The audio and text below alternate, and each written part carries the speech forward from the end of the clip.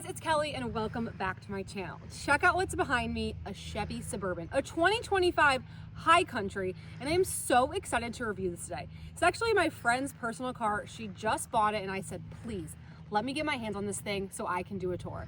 If this is your first time joining me, hey, I'm Kelly and I'm the car mom. I review cars for moms and for families. I'm a mom of 4 and I'm a certified child passenger safety tech. Let's get started. This is a full-size SUV, but a full-size with a long wheelbase, okay? So there's the Tahoe, which is the full-size, and then there's the Suburban.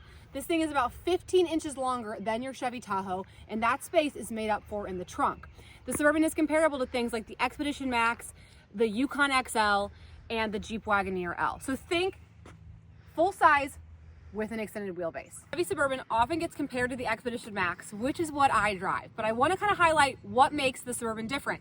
And one of the biggest differences is the trunk space. So if you're looking for all the cargo space with the third row up, the Suburban is going to offer you the most. This is a wonderful wagon, third row up, it can still fit. That is incredibly impressive. Here's a shot of me in the driver's seat of this High Country Suburban. I mean, the white on brown in itself is just stunning, but I want to take a moment to talk about the door panel, okay? I always look for good cubby spaces when it comes to a mom car, and I like what I'm seeing here in the Suburban. Wish it was a tick wider because I don't think water bottles will fit there, but I like that we have some extra storage here. Okay, I want to get you to the other side. We got to talk about this infotainment system and show you a couple of party tricks with the center console. The interior looks great, all right? Loving this curved display. It's not connected, but it's giving that kind of illusion of an entire curved screen.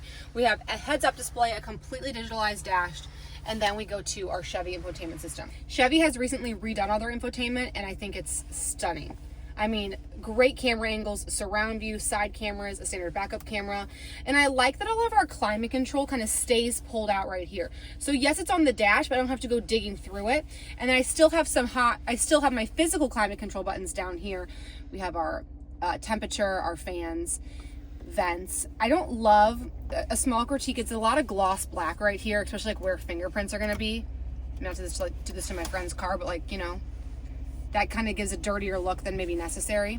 Wireless charger, USB, USB-C. Love this little ledge for a lip gloss. It's perfect, long and skinny, I like that. 2 cup holders, 2 more cup holders.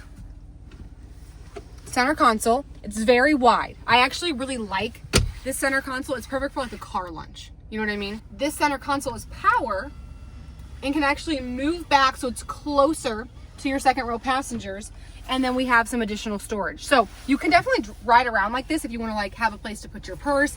They have cup holders, and then we also have a secret compartment right there. So this is nice. This is really nice. I would honestly probably drive with it. Well, then those are kind of far. I don't know. I'd have to play around with it. You know what I like? You have the options to do both. Panoramic sunroof in this High Country trim looks stunning. But you're probably here to talk about the car seat setup, right? Because I mean, this thing is supposed to be like the ultimate, you know, soccer mom car, the family hauler. So I want to know how it stacks up to something like the Expedition Max. Okay, I want to talk about the car seat setup in the Chevy Suburban. Now, this option has the captain's chairs. So with the captain's chairs, you have lower anchors and tether anchors in both seats in the second row.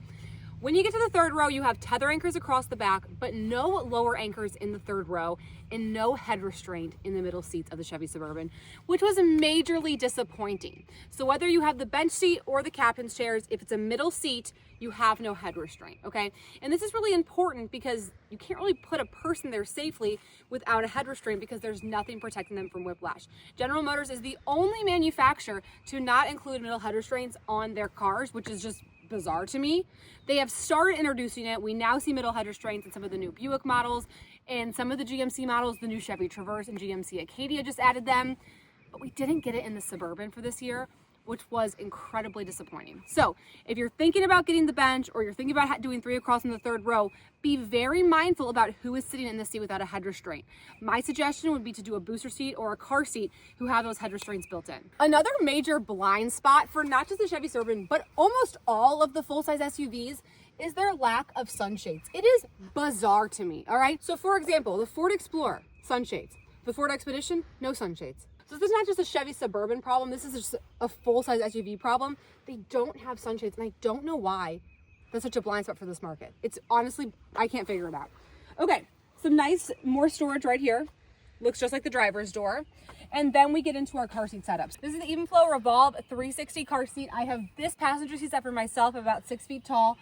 It does have the infotainment system back here, okay? So that does cut in to our car seat clearance, but as you can see, I still have a couple of inches, so I feel pretty good about that. Let's go look at the other side and we'll talk about some more of their amenities. All right, here we have a shot of me in the second row of the Chevy Suburban. Great head clearance, good knee clearance. It's a very wide aisle. I mean, if you're gonna go for the captain's chairs, there is definitely room for adults to get to and from the third row. Some of the mid-size SUVs, like the Traverse, Hyundai Palisade, cars of that size, the aisle is this big, like no one's fitting. This is a true aisle, okay? Now it also does come in a bench seat. It's a 3-across machine if you get up for the bench, which I really like. But the bench seat operates a little differently. So if you're comparing this to something like the Expedition Max, I have an entire blog post really highlighting the differences in just the second row bench.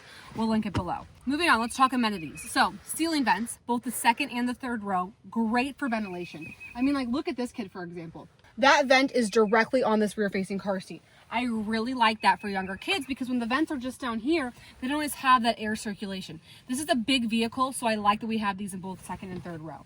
Climate control, charging back here. We talked about those two other cup holders. And for the most part, it's a pretty comfortable car. Honestly, the seats are a little firm, but they're wide. It's comfy. I want to show you kind of an up close of the seat. Really nice exposed latch anchors, which is great. Makes it very easy to install car seats. And then let's talk about how we adjust these seats. So of course they move forward and backwards to give more or less legroom to the second row as needed. If you wanted to get into the third row, they operate with what I call the fold and flip.